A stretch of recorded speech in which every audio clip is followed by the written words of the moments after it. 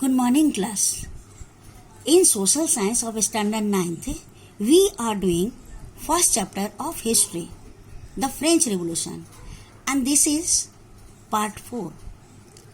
Today we will have an idea of the outbreak of the revolution. The situation which were behind this were two facts. First was related with the course of subsistence crisis, which was led by all this. Due to bad harvest, there was a situation where people felt scarcity of grains. That led to rising of food price. Because of this, people became unable to buy food. This caused weaker bodies and food riots. The weaker people, they got diseases and epidemics. These together turned increased number of deaths. The second fact that I will mention, that is the influence of philosophers. I already told you Locke, Rousseau and Montesquieu, they were big philosophers. They were men of wisdom who influenced the French society. Locke told against absolute right. He was against the privileged class. Rousseau proposed a form of government based on social content. That means he told about the representatives who can form the government. Montesquieu supported division of power.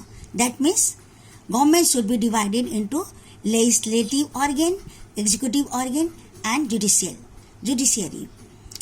Now we will proceed. Louis XVI was unable to meet the expenses, so he planned to impose further new taxes.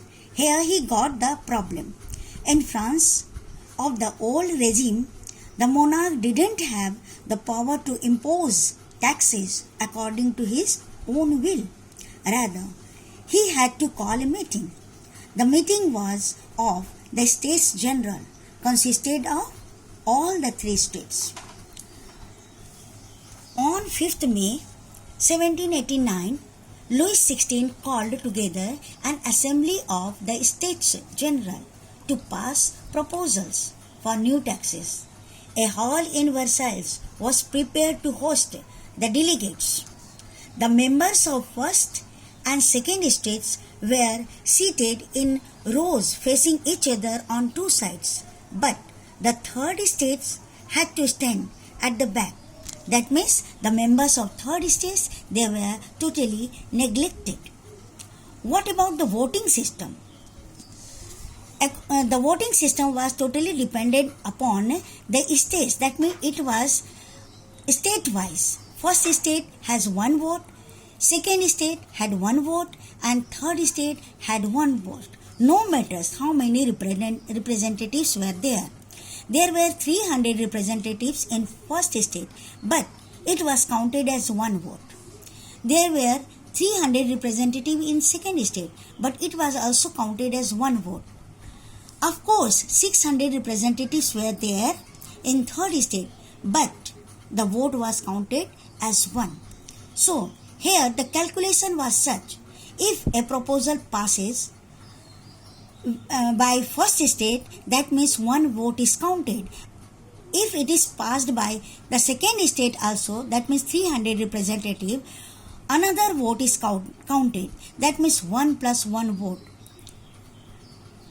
That is 2 votes. Of course, 600 representatives were there in third state, but the vote was counted as 1.